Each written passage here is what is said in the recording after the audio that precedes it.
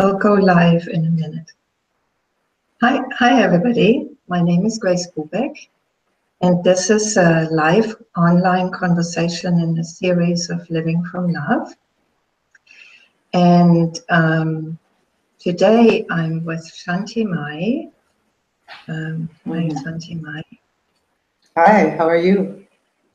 I'm very glad to have you. And Shanti Mai is very tired, so she's asked for this event to just last an hour, so it'll be less long than usual. Yeah, thank you. I'm happy to accommodate that. Shanti Mai is in Cologne at the moment doing satsangs and meetings there.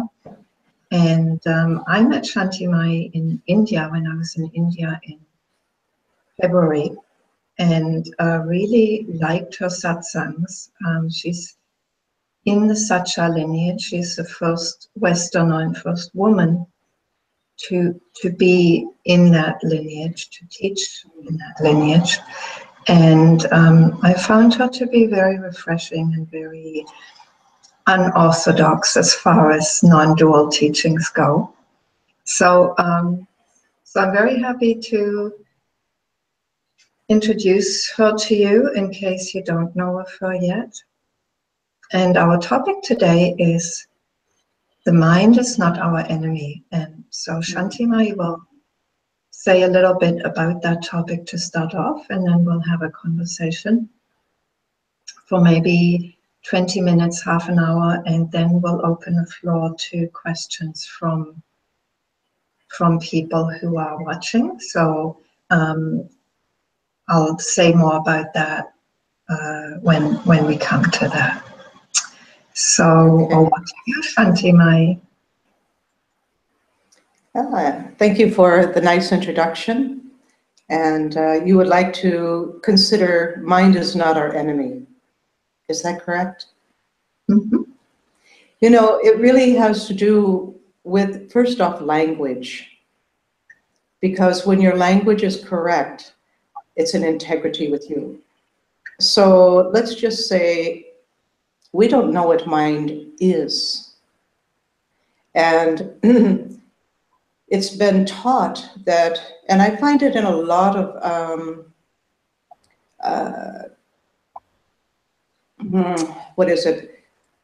current spiritual teachings, that mind is the problem, mind is the enemy, mind is, but that's not true, because we don't know what mind is. So if we don't know what mind is, how can we know it's an enemy, for number one? And that's because of language. And second would be that we really don't have any enemies. And I see this in some really old text too, usually Hindu text, that there's a war going on. And in a way it's true, but in Zen or Taoism or Chan, there's not a war going on. You're always the master, and you're attempting to emerge the master more and more through your observations and through your practices, rather than going at war with yourself, you see, like that. And what the problem arises in identity with thought.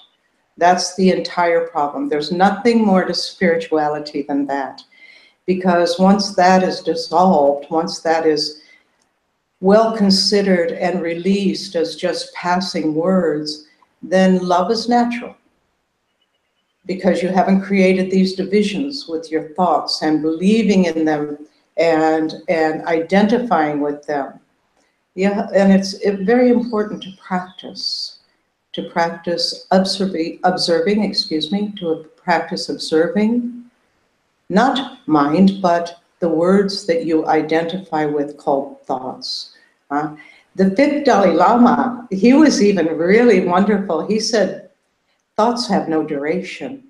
And I like that, because what he says and what I understand from him, and not only understanding, but examining what he has to say, is that it's true. There isn't anything there at all. You can't hold a thought. You can only reproduce it and reproduce it and build upon it and build upon it and identify with it deeper and deeper and deeper. But just like the word but, you can't even hold on to the B. So the identity is a reoccurrence and a reestablishment of the ideas of separation and division. The mind is pristine. The mind, if we knew what that was, is always clear, is spacious, undivided, and unlimited. And the only thing, and it's not even a thing, see, language is really tricky.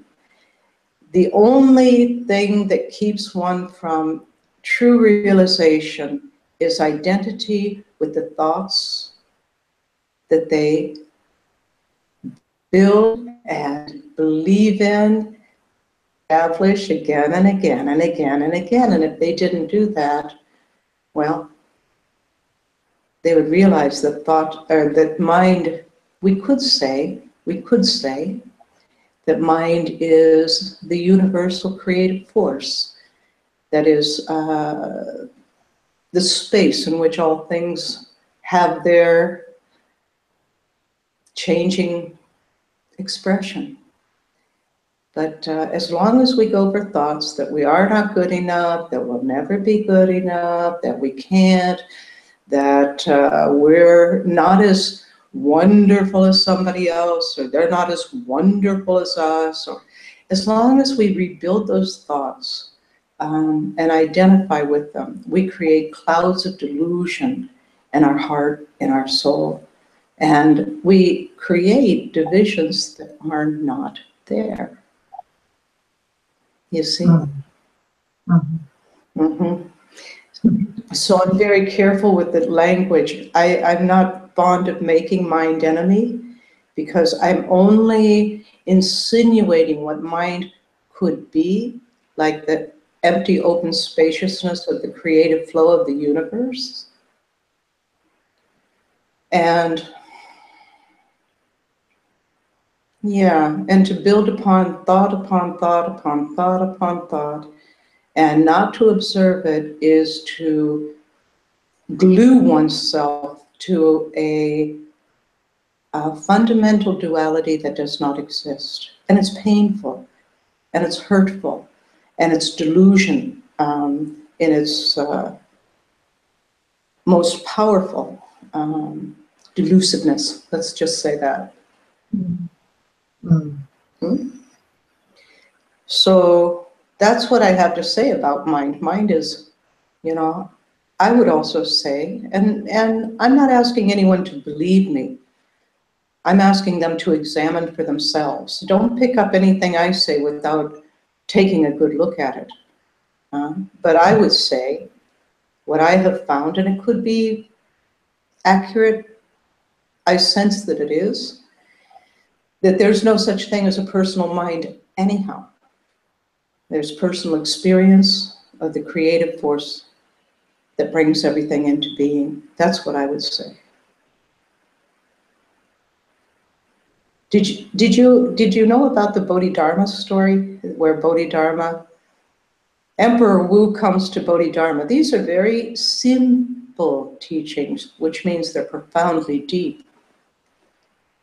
So Emperor Wu comes to Bodhidharma. Record, it's recorded. And he says to Bodhidharma, "Can you appease my mind?" And Bodhidharma said, "Well, okay, bring me your mind." And Emperor Wu looked and he said, "I can't bring you my mind. I don't know where it is." And he says, "Then I've appeased your mind."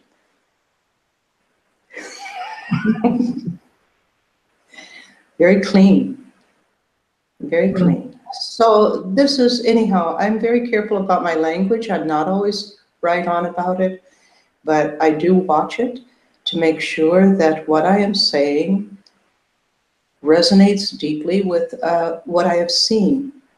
And I have some backing from some great old sages who have seen the same. They're my best friends. So Shantimai, can I play devil's advocate? Not to go more, but just to bring out more fully, just to explore what you're saying, really. So somehow, you know, I could say, well, you're just kind of using words differently, because how you... No, you bet I am. You absolutely, you're 100% right on right there, and that's going to be for sure. Go ahead. So how you speak about thoughts is how people usually speak about their minds. You know, like when Bodhidharma says, the Emperor Wu says, "Can you appease my mind?" You know, that's how people use that word. Yeah, but that's a big mistake. So why would we continue with the big mistake? Yeah, so what's the point of what's the point of reserving the word mind for, you know, what we might call the big mind, the untouched beingness, you know? That's all there is. And the only point of clouding that and making it not so is believing it's not so, and building thought after thought after thought. I would not call my ears my toes. I would not call my heart my hand. I will call accurately, because it's not mind, it's thought. And if, you know, it's just bad language. It's not accurate language. So I'm going to be as accurate as I can. I feel that the old masters are timeless, and they didn't fool around. They went right to the point, and they used their language precisely and very well. And they didn't call their nose their ears. And Bodhidharma, you know, the Emperor Wu said he had the same point that you have, and that spiritual teachings teach. Can you help me appease and bring peace to my mind?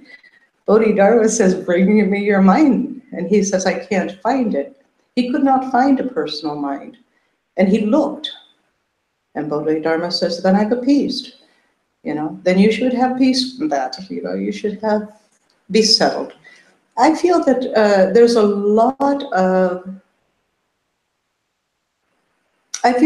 lot of misunderstanding that derives from poor language, misused language.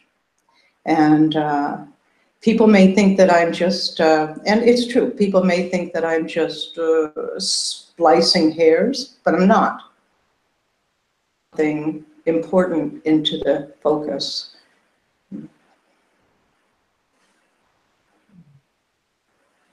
Well, that's why I wanted to,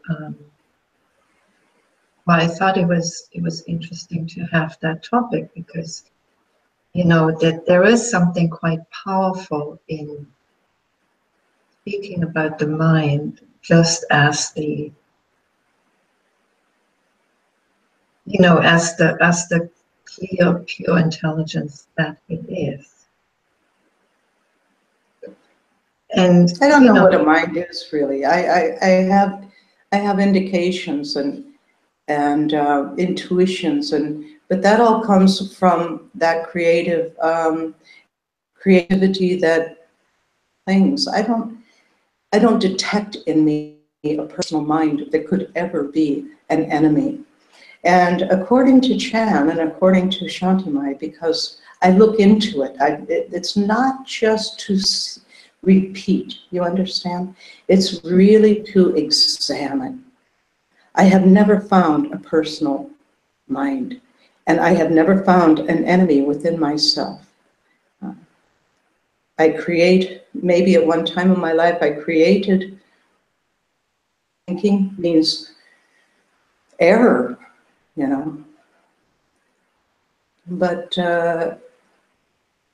it's really hard to hear people say that mind is the enemy, because it's not. I don't even know what it is. So, you know, for me, precise language is very important.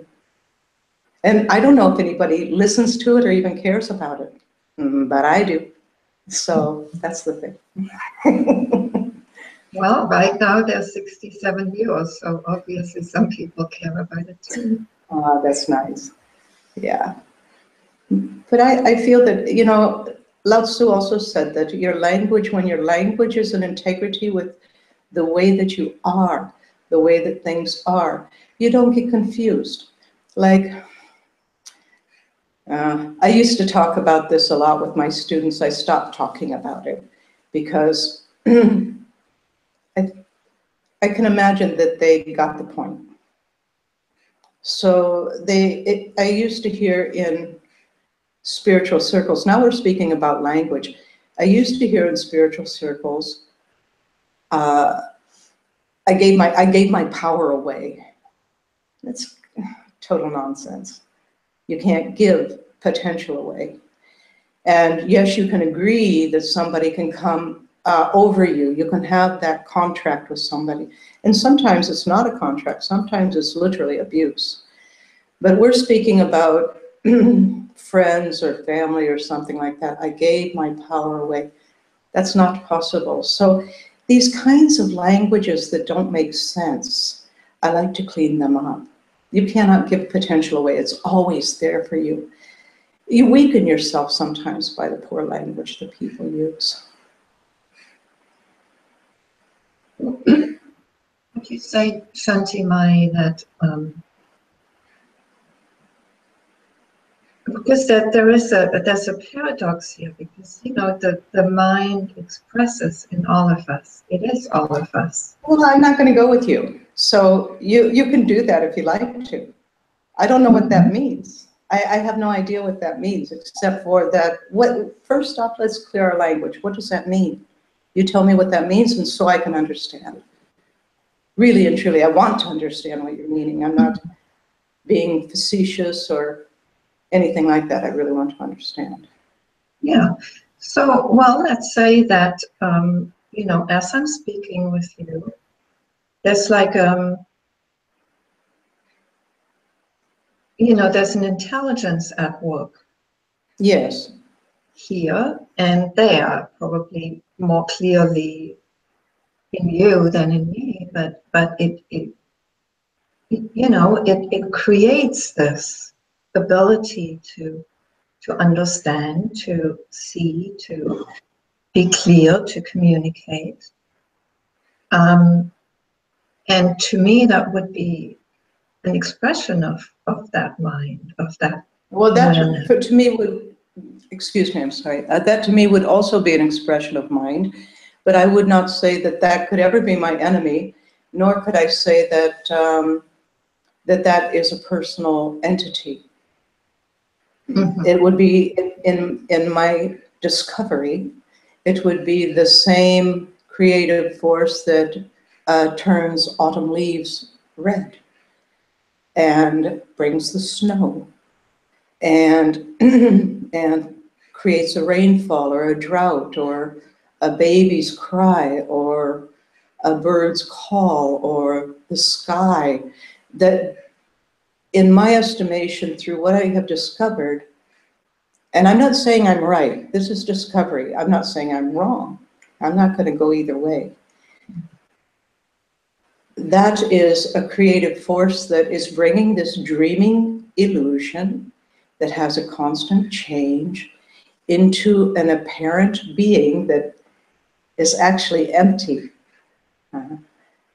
and full at once. And I don't know that I, Shanti Mai, whatever that is, also has a mind that I could stand against and say that's the dilemma right over there, that mind of mine, that's the problem. I would never say it if I thought that I had a personal mind. I'm not going to create any enemies. You create your life, so why would you create I mean, I understand what's attempting to be said. I do. But the language is confusing because it's not precise and accurate. And I'm going to split hairs down to the nanoparticle to be accurate. Because that's what I want my students to have, is accuracy. I want them to have real understanding and not confusion. Yeah, so that's just a quirk in me. Well, I feel it's a gift in that it really forces people to look at what it is they find in their own experience. And that's, that's already the Buddha's invitation a long time ago. And actually, every teacher's invitation, finally. Right. So, If whatever yes. is taught has to be seen by the person, themselves. I'm not implying that there's a person that has to see it, but that seeing has to be there, that understanding has to come. If they want to see, they have to see. Taken on. Isn't it? If they want to see, they have to see. And so I don't use the word observer either. Mm-hmm. I'm really quirky with my language. I don't use the word observer with my students. I use the word observing because I'm not at all interested in the observer being different than the one who is the one who is observing. Who is that, So it's all very mysterious and beautiful, and it's easy, I shouldn't say so. When practiced, you can clear away a lot of misunderstanding. Sometimes it's easy, sometimes it's not. They don't really apply easy and difficult. Can fall into wrong language all the time, language that confuses. Yes. So when you speak of practice, because that's another one of those words that non-dual, in some non-dual teachings is like, practice is not really, the idea is that practice is not leading anywhere. Practice just keeps the practice going. I'm not a non-dualist. Mm-hmm. And I have nothing against non-dualism. I think the teaching is just exactly right for those who go for that, and it'll give them a lot. But I'm not a non-dualist, and I'm a totalist or a mystic. Well, in a way, Shanti Maya, you are, because when you point to thought as the one that creates duality, that creates enemies, that creates division and separation, basically. Right. Belief in the thoughts. The thoughts themselves cannot do anything. It's the belief in the identity with the thought. Is that not right? Mm-hmm. Yeah. I'm not a non-dualist. I'm not a non-dualist, and I don't want to be, so you can't convince me that I am. I have a lot of respect for the teaching, but it's not my teaching. And I don't find a difference between this and that, and I don't find a separation between truth and false, and I don't, and for me, let's go back, if you don't mind, to the term practice. For me, practice means being alive in the teachings. Mm-hmm. So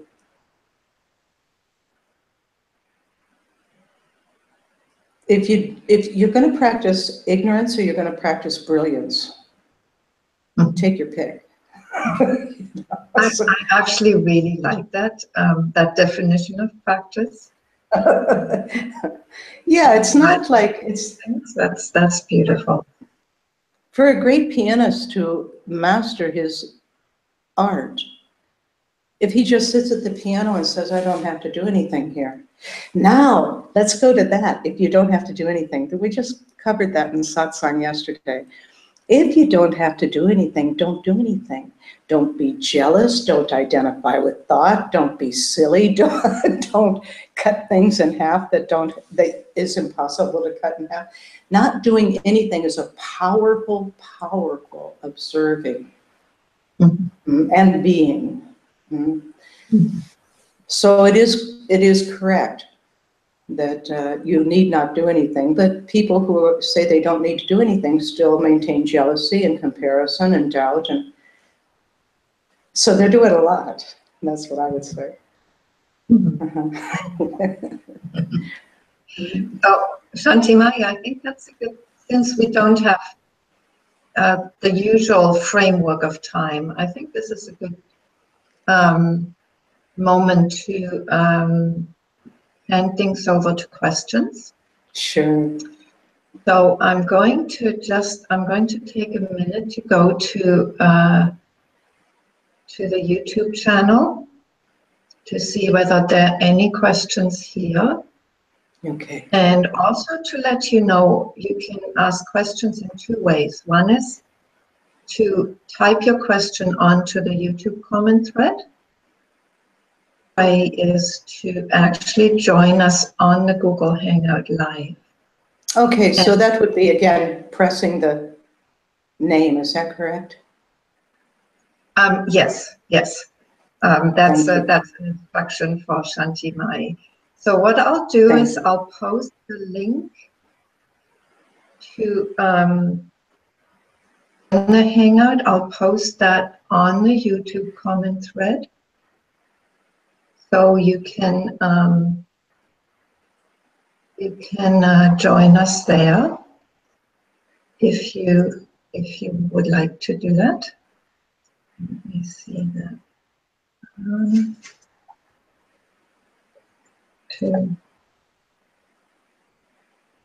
To join the Hangout.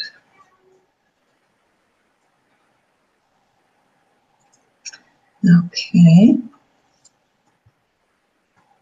Now,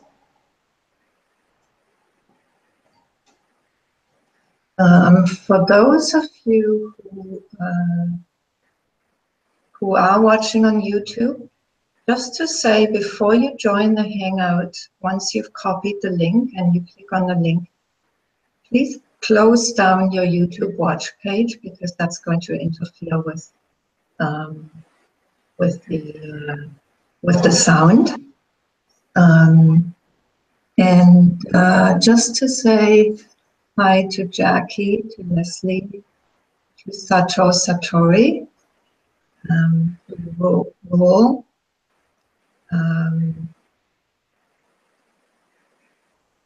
to Jerome. Hi, Jerome.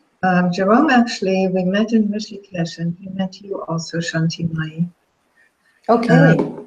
Yes. So, Jerome, if you feel like joining us on the Hangout, please do. Right now, there's no question. Oh, actually, there is. So there's one question that says, so what is ego if there is no mind? Well, that's a topic that, just before wasn't a mind. I didn't say that you should believe anything I have to say. I say that if it touches you and it resonates with you, you might examine for yourself to attempt to find your personal mind. And if it's thought, remember it's thought. Ego is a very delicate topic, very delicate, because people like to hold on to that idea a lot. And just before we came on with you, I was showing that in Chan and Zen, a really good master, you can look in their book and put the word ego in and you will not find it. So,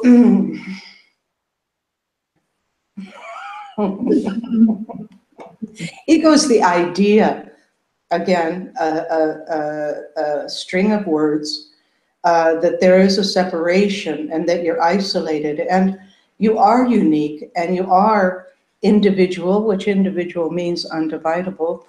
Fourth definition in Webster's dictionary is undividable individual. You can hear it, can't you?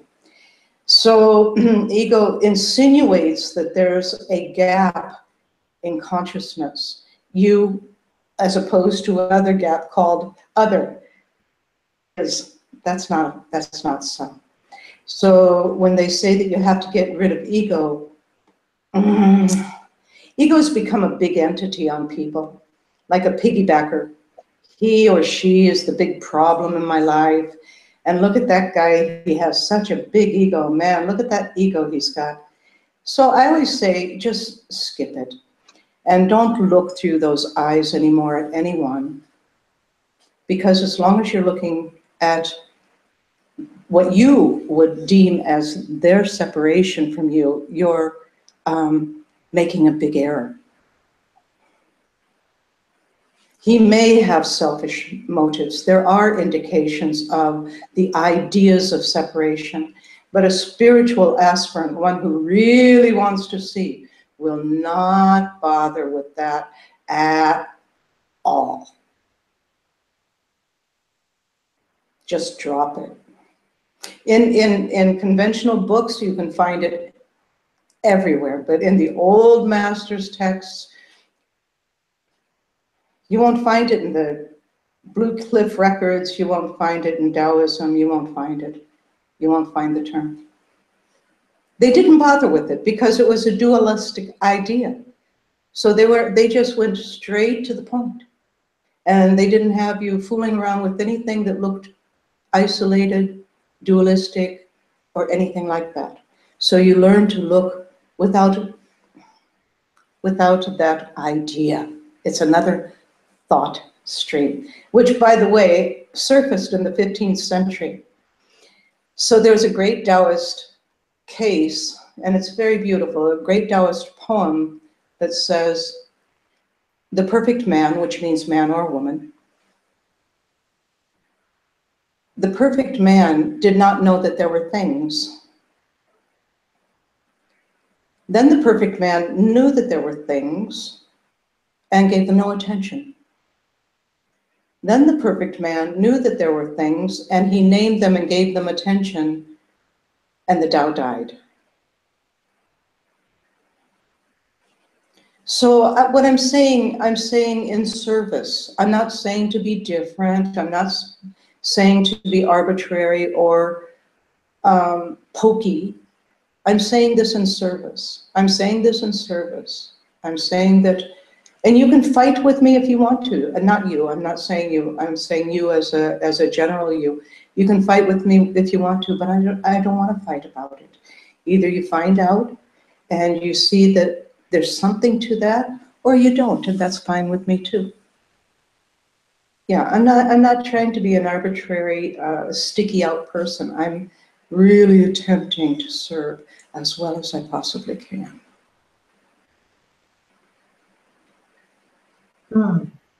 Thank you, Shanti Mai, for being so You're so pure. welcome. And so welcome. Thank you. It's like we forget how historically new and recent, this idea is that we're even persons and that we have individual personalities and all of that. I mean, for most of the history of humankind, these thoughts haven't been around, these concepts weren't around.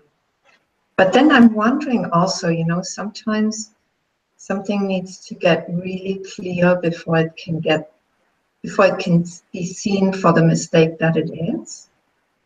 So, maybe this whole tendency to separate out and to divide had to become that personalized before it could be seen as the mistake that it is. All right. This is interesting to me what you're saying, because this is the difference between a mystic and a dualist. In my view, in my experience, your individualism is not a problem at all. Your uniqueness is not a problem at all. Your creativity is not a problem at all. It's true. It's the idea of identifying with separate ideas. You are Grace and I am Shanti Mai, and I'm grateful that you're giving me this opportunity. So the world and the universe is full of the multiplicity of what appears to be, but it is not separate in any way, shape, or form. There is no separation, and that's what one comes to see. And in coming to see that, one can truly appreciate the uniqueness of every being without pointing at them and saying they're full of ego or they're full of, maybe they do have those ideas, but a seer won't bother with it. Mm. Mhm. Mm. Yeah. Beautiful. There was somebody else asking also about ego. Is ego perhaps just a tool to operate in three-dimensional reality? This is There's no such thing, so what to do? I don't have an answer for separation because there isn't any, and I'm not going to attribute anything to the idea of isolation or separation. And I don't even know what a three-dimensional reality is. I know that I've learned that what we're experiencing, I see it as five-dimensional, light and sound is dimension. So I don't know. I'm not going to go there. I'm not going to attempt to shatter what cannot be split. So to me, ego means separation, division, isolation. And what it originally meant was I. So there was this question when Jesus said, I am the I am that I am, before Abraham was I am, was he speaking from a point of separation? So I seem so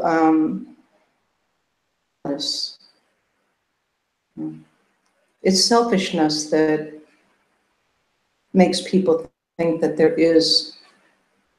isn't any. I cannot say that there is.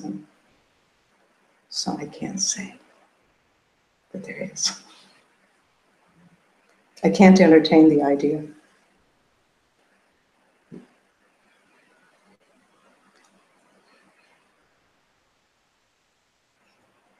Don't some ideas need to be, well, some concepts need to be used just to point to that being a mistake? Like, No, I would say that okay, please go ahead. Clearly people think that ego means something. So Let them think whatever they want to. I'm not going to go there. to operate in three-dimensional reality. So somebody's just joining us on the Hangout. Hi, Sid. Hello. Hey. Hi. So Sid, please shut down your YouTube watch page. I'm trying to do it on YouTube. Yes. It's just that there's a sound still. Do you have a radio on, Sid? No, I sure don't. Okay. How you doing, Sid? It might be my TV. Hold on. Oh yeah, it would be. It would be true. It would be TV. Okay, is that better? There you go. Yeah. That's good. How you doing, Sid? I'm doing great. How are you? I'm really good. Shall I click on Sid? Yes. Yes.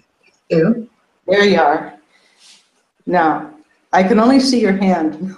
Yes. Hi, Sid. How you doing? I'm doing great. It's so good to see your smile and. It's good to see you too. Yes. So, I actually was just trying to ask a question. I don't know how I got clicked in to be live here with you. Okay. What were you going to ask, Sid?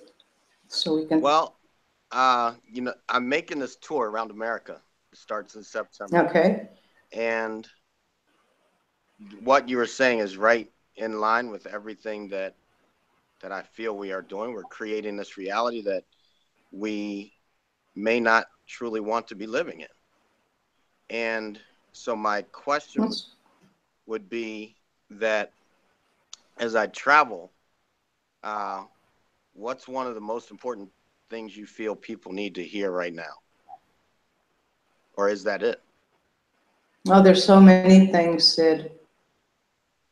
One would be that people must be, in my estimation, of course, it's only in my estimation, but people must be more gentle with themselves and kind to themselves. They must be more compassionate with themselves because they're really, really hard on themselves. When they're a little more open with themselves, then they begin to see more clearly. That's what I would say. Yeah. And yeah. What we're talking about today is very simple and very clear, and the simpler and the clearer sometimes is the most difficult to understand. You just broke up. Can you please repeat what you said? Yeah, I was saying that oftentimes people feel that what is very, very simple and very, very clear is too simple and too clear, and therefore can be, it is said that it can be hard to understand.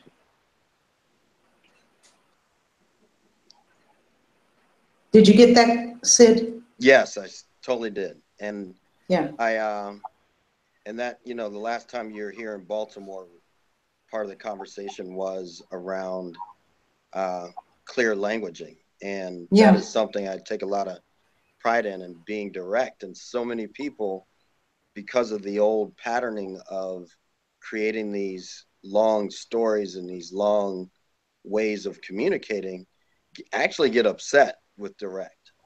And so I've been working on really tempering how my direct comes across. Yeah, it has to come from your heart. Mm-hmm. And when your direct comes from your heart, still people may be confronted. And if people are confronted, you have to take the risk of whether they can hear you or not. But when you come from your heart, means you really care for them and you really want to make a transmission of resonance.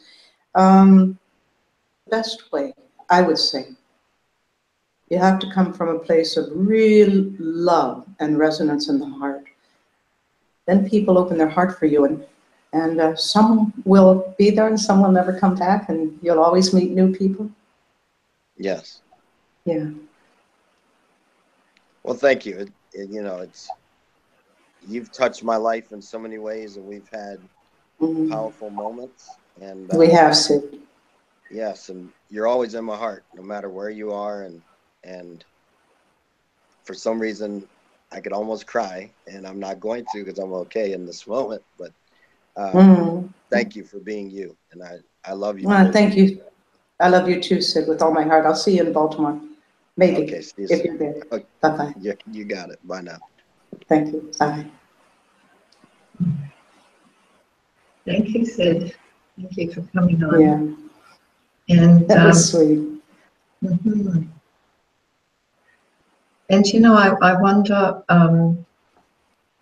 you know, sometimes when people are just starting out, or maybe they've been, you know, they're not just starting out, but the idea of being clear and direct sometimes can come from a place of separation, from a place of no, you know, division, and not at all. That's not so, Grace. It's not so. It's not that way. That may be how a person receives it, but that's certainly not how it's meant. It's really meant to say, I am really taking the risk that you may be able to hear. And if not, then it would be better to go to another teacher who will entertain you with the ideas that you like and that you want to hear. I'm not going to do that. And so I don't have a lot of people around me. My biggest satsangs are about 200 people. And that's in India, you know, that's when it's really a full room. And that's fine with me because my heart is incredibly sincere. And I'm not attempting to push anything, but if somebody asks me a question, I'm going to go, what would you like to hear me say? I'm going to give them the best that I've got. And if that's confronting, don't know what to do with that because my heart is totally engaged in what I'm saying. But I'm willing to take the risk that people do or do not like it, you know. And I've had a lot of people, thousands of people over the years, I do believe, that have heard something, and many go, and many new come, and some have stayed for a long time. But I'm not going to compromise for the fact that somebody may like or dislike me. I'm going to come from my heart and pour it out to you as straight as I can. They say in Zen, when you begin on the path, if your foot's in the wrong direction, the rest of the journey is off. And I totally agree with that. If you're in an architectural building and you're 1 inch off at the foundation, the whole building will be destroyed. So I'm not saying that I'm more on than anyone else, but I don't like to talk in circles. I don't want to have to make people feel really good. I don't want to make them feel bad either. I just feel that what I have to offer is really and truly from my heart and soul. And you know, Shanti Maya, I wasn't speaking about you. I was speaking about people who may be new on the path and who think that they're just speaking from their hearts, but actually, you know, they're speaking from a perception of separateness, whereby being direct means just kind of telling the other what's what. You know, I mean, quickly, you know, so. I think you are talking about me, and I think you are talking about me. No, I don't think it's wrong. I think you are talking about me because I am working with people who are new to the path oftentimes. And no, it's perfectly fine. I feel that what we just said was really good. It's not a defense, it's offense, it's just a telling. But there are many good teachers around, and a person really must, maybe they must not, but in my estimation, if they want to learn really well, they can learn from one who they resonate with really deeply. And if that's me, or if that's Mooji, or Prem Baba, or Maharaji, or Osho, it has to come from their heart. They have to be able to hear it. And, you know, if somebody's coming from a point of separation, I do as much as I can to tell them they don't need to stitch it up. There's no such thing. And you never know where a person's been in their past lives, really. So.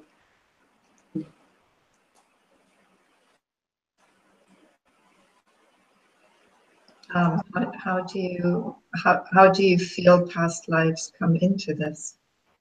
Well, I don't know if it's so or not. I mean, I have some indication about some of my own. My guru told me, you know, he said, you've been a yogi many lifetimes, Shanti Maya. Yes, maybe so. I never doubted him. I never believed what he said. I just listened deeply to what he said and let it take its own place. So, and I have indications of memories. I'm not exactly sure how that works. I have some theories. And one is that there is only one, the number 1 doesn't work very well either, but we'll use it. There's only one incarnation. There's only one incarnating, and it appears to be many. And it's constantly incarnating and incarnating and incarnating and incarnating. That's my theory.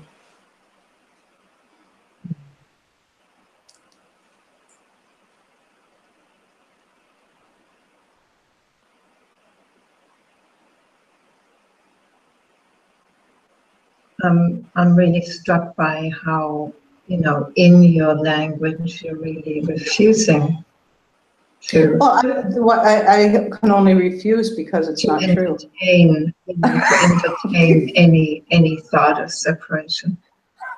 I'm not going to do that. Why should I? Mm. I'm not going to fall into a bucket of tar. Why should I do that? Why should I do that? It is not so. And in my life, and in my lifetimes perhaps, I've always been looking for what is actual. And what I have found through sadhana, practice, through the grace of my guru, through my own grace, through the grace of God, whatever that is, none of this is, it's all different, but it's not separate. I have found that there is not a gap anywhere in anything. And that's my experience. I cannot separate myself from my experience. How many things appear in it? I cannot separate myself, whatever that is. That's a very interesting question too. What is oneself? I have no idea. I always love it when people say, and when you know yourself. Okay. It's not going to happen, but you're never going to know yourself.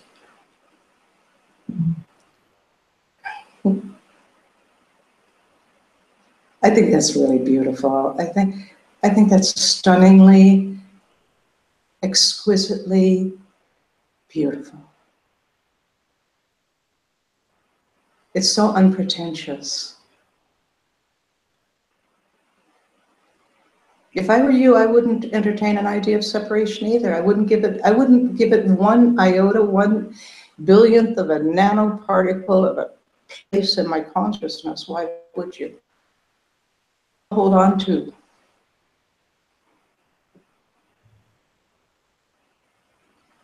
Well, maybe because it needs to be seen for what it is.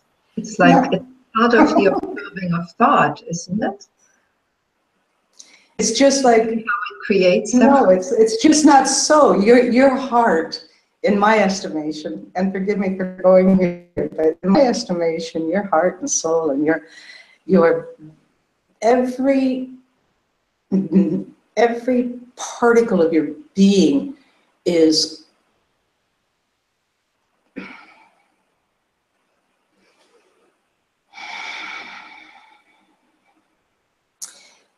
poetry, is in the deep, deep, deep desire of not fooling itself. You know, I quoted Rumi yesterday. Rumi, I sense that Rumi, I'm only sensing, I don't know. I sense that Rumi was whirling around the pole when he wrote this or when he uttered this and it was written down. When you're with me, you're with everyone. When you're with everyone, you're not with me.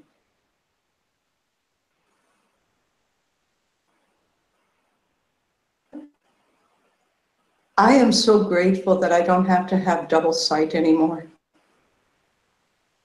I'm not going to poke my eye out and wish to see what is not so.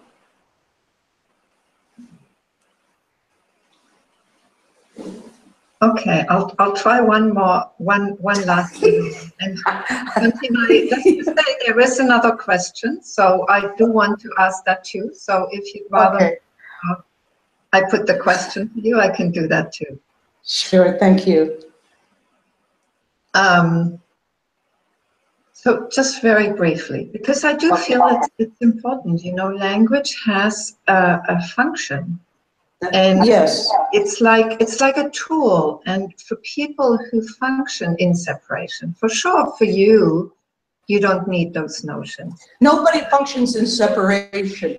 Nobody functions in separation. That is totally an error. Nobody does. They think they do, they believe they do, they identify that they do, but you know what? They don't. Okay, so go ahead, please. People who think they function. I'm not going to do this. You're not going to gain over it.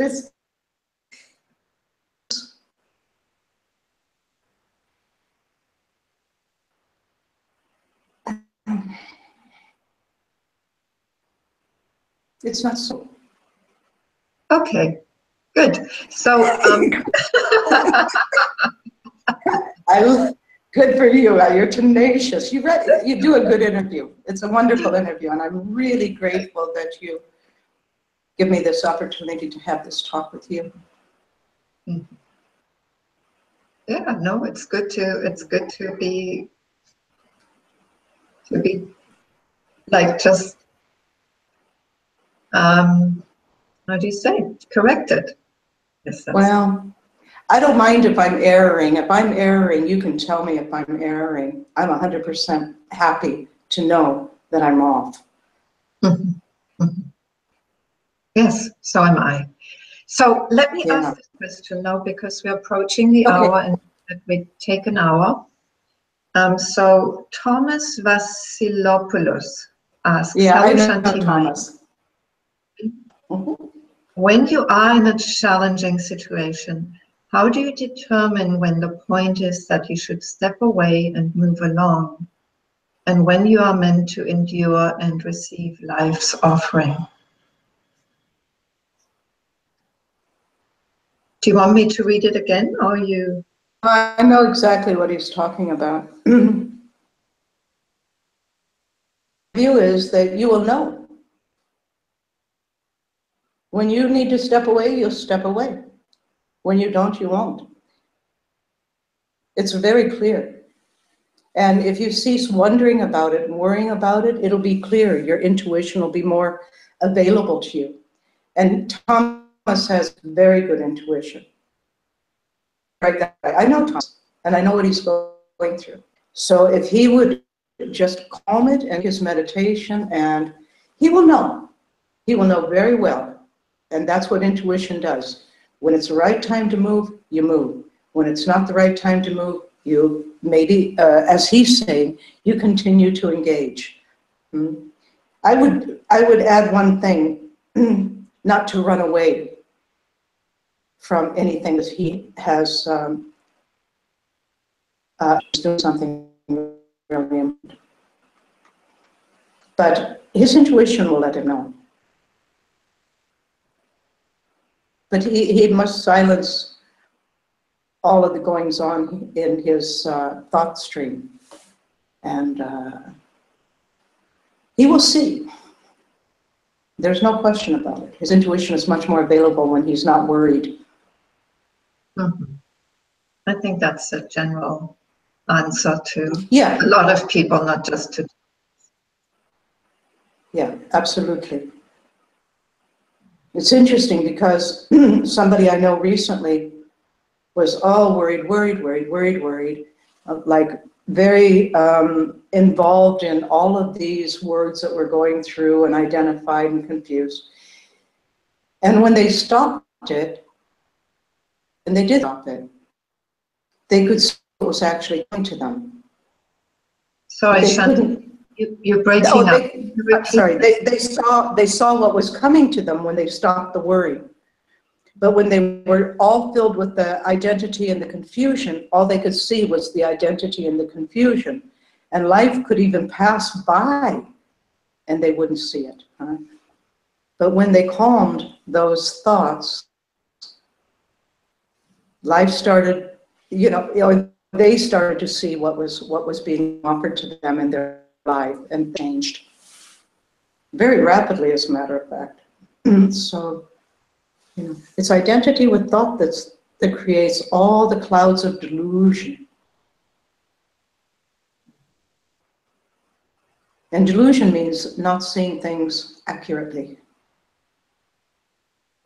with the eye of non-discrimination. Still in practice, as long as you're in a body, life's going to bring challenges to you to make you clearer or sharper or softer or deeper or more insightful.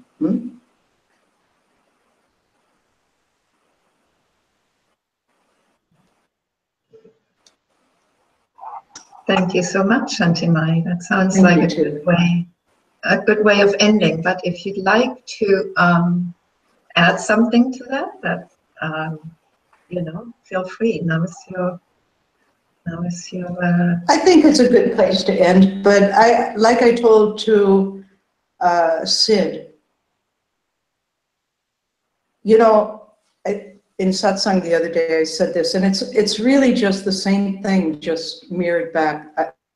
I remember Jesus said to do unto others as you want them to do unto you.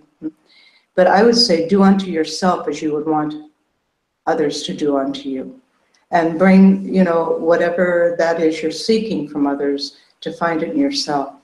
And what a gift to the world when that happens. Love is important. Love is risky. Very risky. yes, very risky. And Thomas says, thank you so much, Shanti Mai. And Satori says, thank you, Shanti Mai. For this. So welcome. And I'd like to add my thanks, Shanti Mai. Please, please, please. This was shorter than usual, but very, very beautiful. Thank you for being willing to enter this world of the internet and online events and, you know, learning about Google Hangouts and all this kind of stuff. Thanks for having me. I'm very touched that you asked. Really and truly, you're a good interviewer. Thank you. Thank you, Grace. You're a wonderful teacher. I love your clarity and your you know, your refusal to do anything other than be teacher. I'm not even refusing. I just can't. I can't see double. I'm not going to do that. Yeah.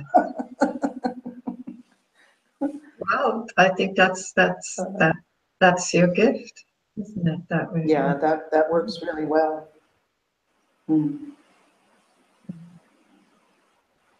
So thank you again. Thank you to all of you for watching. And if you enjoyed this, there's many more live conversations that you can watch on the YouTube Living, the Grace Bubeck YouTube channel. And you can also go to the Living from Love website, living-from-love.com, and you'll find all kinds of events that are coming up. I appreciate donations. That helps me keep going. And for sure. How do you do that, Grace? How do you offer one? How do you offer donations? There's a donation page on the website, and people can go there and pay through, you know, make a donation through PayPal. Great. So thank you again, Shanti Mai, and thank you to everybody. Thank you too. I'll see you again in, I think it's the 18th of June. I'll be speaking to Neelam. Uh-huh. Goodbye. Take care. Bye-bye.